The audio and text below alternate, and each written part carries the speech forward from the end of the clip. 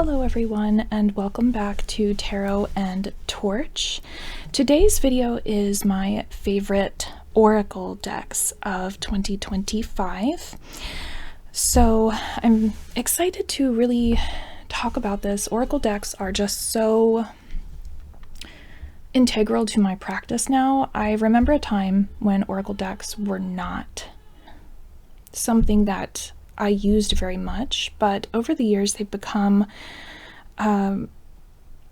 almost, sometimes I use them more than tarot, and I know that that's blasphemous, but there are moments where I reach for an oracle for that specific energy that it gives. So this year I did use more pairs. I paired Oracle more with tarot, and it was really hard, as always, to really try to condense the top 5. It's always so hard, but without further ado, and these are in no particular order, we're going to start with the Holler Moon Oracle. And this deck is really unique, actually, in all of my decks collection, because it's a photography deck, and I don't think I actually have a tarot photography deck yet, but I hope to eventually. But this oracle, it hits very true. This card, as I mentioned in one of my other videos, this card was so powerful for me, and it just hit me right in the gut where I needed that message, and it was potent. This is not a gentle deck for me. I know it appears to be because it's kind of a soft, you know, the images can feel a bit soft because they're nature and just kind of everyday objects, but it's actually incredibly potent, and it hits the mark so well. So there is a bluntness to the feeling of this deck, and it does, because of, you know, the images, it does create this kind of past energy portal in a way, for me. But this was something that I would sometimes just pull on its own and make a spread and just get whatever knowledge, hard truth most of the time, that I really needed from it. So it's very unique in that sense. It doesn't mess around with the messages, and there's no kind of glossing over anything. And I need it, you know, I need that potency, that bluntness and truth from my readings. So this is the one I reach for with that, although sometimes tarot actually helps to soften the blow a little bit. But this was, in 2025, I needed that truth, I needed that understanding, because there's times when I would just make excuses for people or situations that didn't deserve it. I needed to have that, that sharp perspective, and this definitely provided that ability for me to see it clearly and not in any kind of illusion. Okay, so I definitely used that deck quite a lot, and again, that is the Holler Moon Oracle. Next is the Stokes Gothic Oracle, which again is another one that I have spoken about. I love this deck, especially during the darker half of the year. but it works all year round, and it's definitely a staple. And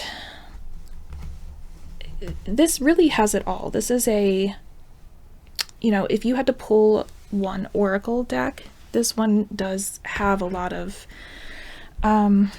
qualities that make it one of the more multifunctional. It has beautiful artwork. It has potent meanings.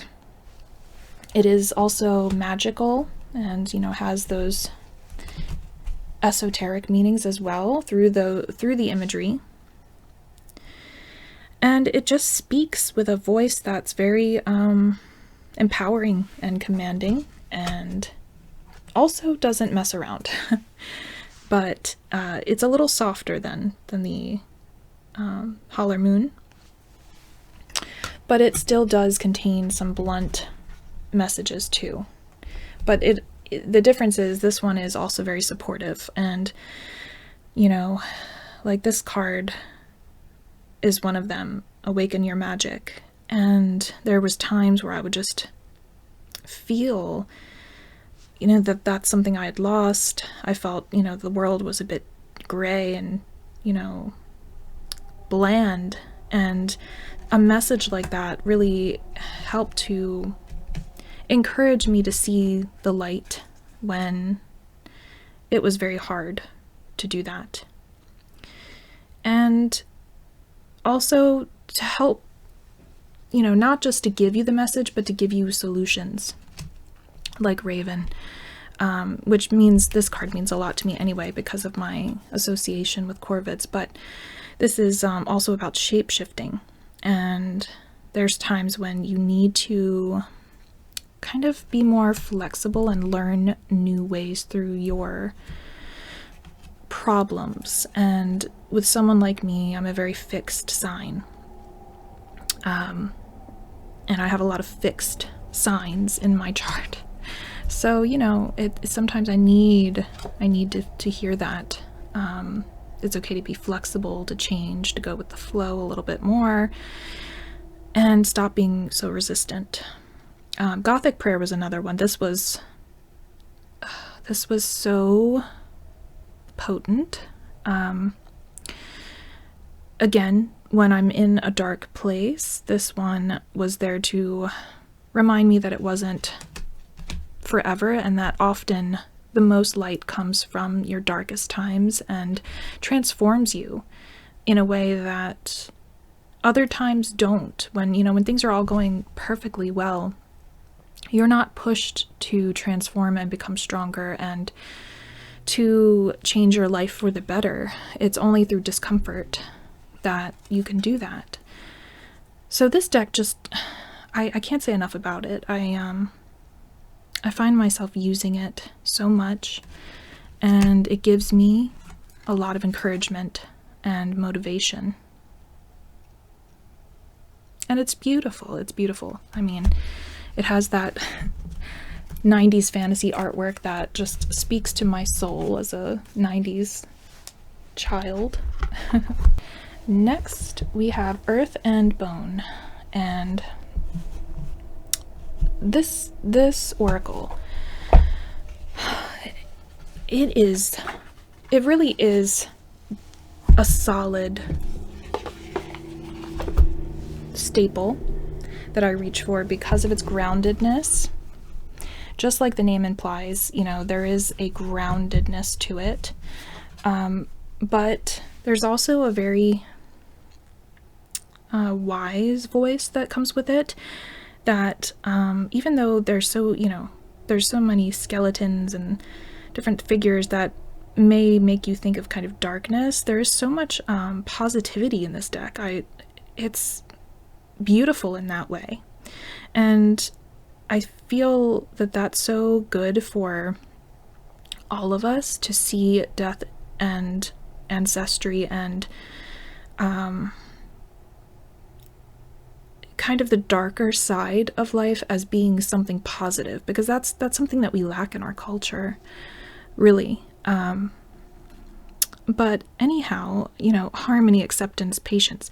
These messages are very soft but they stay with you.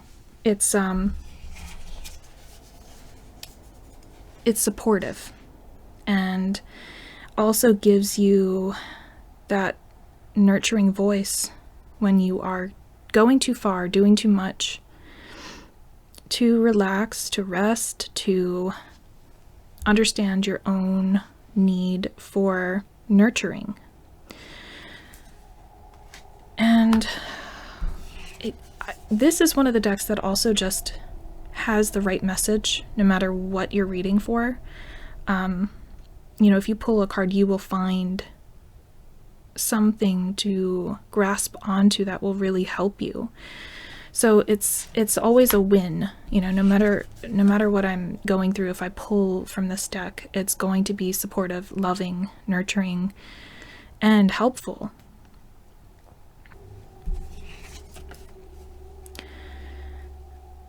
So there's always something to gain, some wisdom that I'm missing that this deck points out to me, and it doesn't feel harsh at all. At least, you know, when I use it, I don't feel that harsh energy to it, even when there is a message that is drawing my attention to something that I need to change about myself. There's still a softness to it, like a loving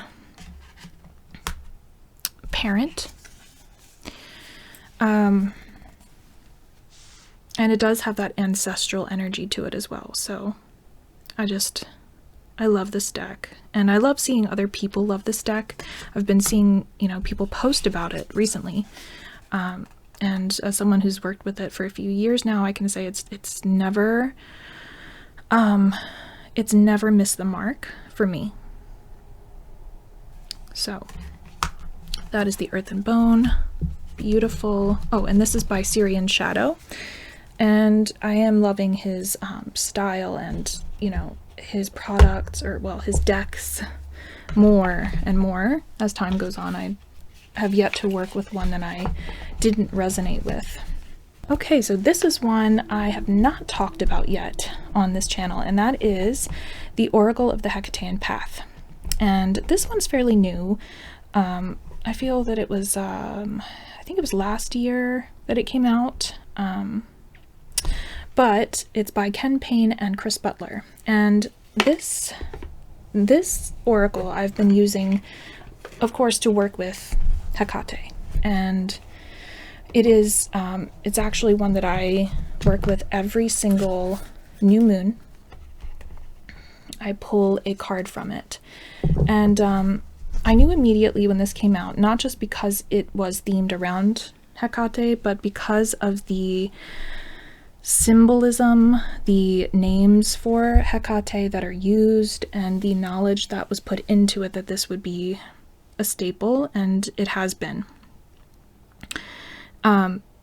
It has a very strange kind of illustration, but it's very potent, and it works in the way that you do need it to if you're working with Hecate, because Hecate is a very primordial goddess. There's a lot to her that people don't quite always learn about or understand. And that is because of her age, her transformation through time as a goddess. She was not always the goddess of witchcraft. There was something that came before her, and, you know, like cards like Hermes, because there's actually a close link between a relationship between Hermes and Hecate as well. That when you read about her, she has this kind of soft spot for Hermes. They work together as a team in some traditions. And in any case, this deck teaches you the different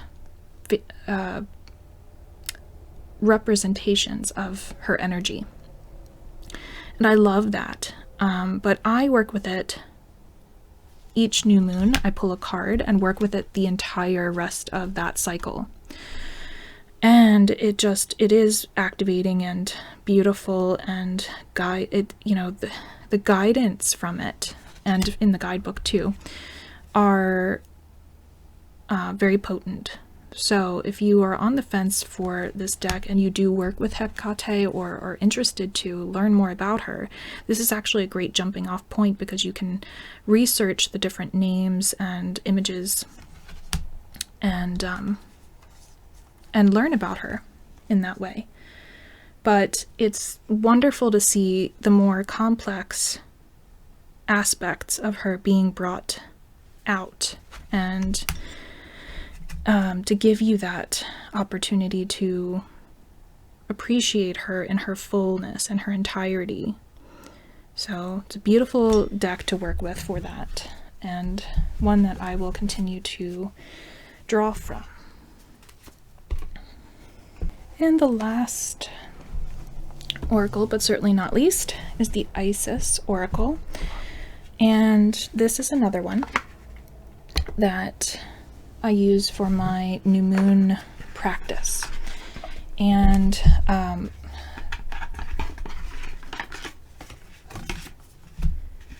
this is by Alana Fairchild. And if you are familiar with Alana's decks, they are all so juicy and full of wisdom, healing, and beauty.